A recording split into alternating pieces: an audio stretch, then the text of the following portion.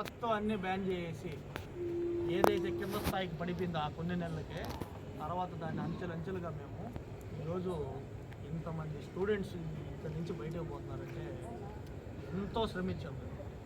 మామూలుగా ఏదో పేరు వచ్చేయాలి మాకు టక్కని కట్టాని ఏదో మేము ఒకరోజుకి నైట్ స్టార్డమ్ వచ్చేది. చాలా కష్టపడ్డాం.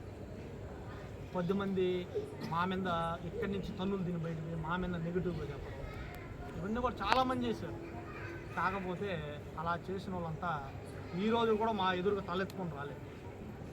భగవంతుడికి మాకు తెలుసు వాళ్ళు మా దగ్గర ఏం చేశారు, వాళ్ళకి ఏం జరిగింది అనేది వాళ్ళకి భగవంతుడికి మాకు తెలుసు. కొద్దిమంది పేరెంట్స్ కూడా వాళ్ళ పరిస్థితులు పిల్లల గురించి చెప్తే కూడా బాధ ఏంటంటే వాళ్ళు బిడ్డల సేఫ్టీ కోసం ట్యూషన్ మీద బ్యాడ్గా చెప్పారు. కానీ ఒకటి నా ముఖాన్ని వాళ్ళు ఎదురుగా తలెత్తి చూడలేదు. అదొకటి మాత్రం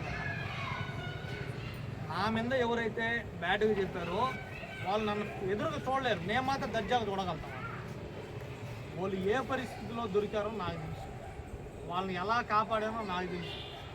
ఏ అబ్బాయినైనా కానీ అమ్మాయినైనా కానీ ఇక్కడి నుంచి ఎవరెవరిని ఎలా ఏ పరిస్థితుల్లో పోయారో కూడా తెలుసు. ఇవన్నీ ఫేస్ చేశాం. కాకపోతే భగవంతుడి దయ వల్ల కాశీపేటలో విజేత ఒక ప్రస్థానం అయితే గురువులు వారి వీధిలో ఇక్కడికి వచ్చిన తర్వాత అంచులంచులుగా ఇంకా ఉన్నత స్థాయిలో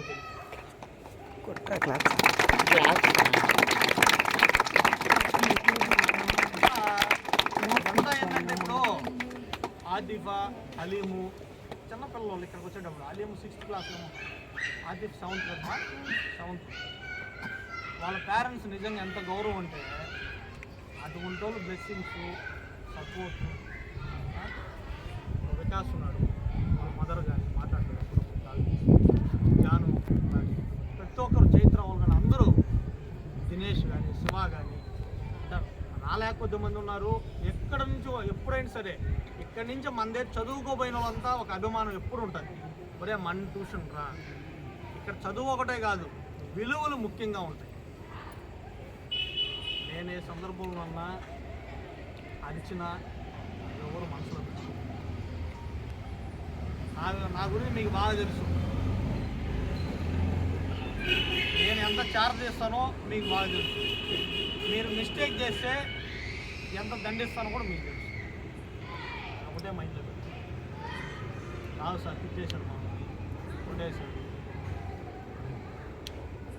ఎవడైతే దాన్ని పాజిటివ్ మైండ్లో తీసుకుంటాడో వాడే సక్సెస్. ఆవేశంగా ఆయనేది మమ్మల్ని అది మీ మనస్సాక్షి వదిలేస్తారు.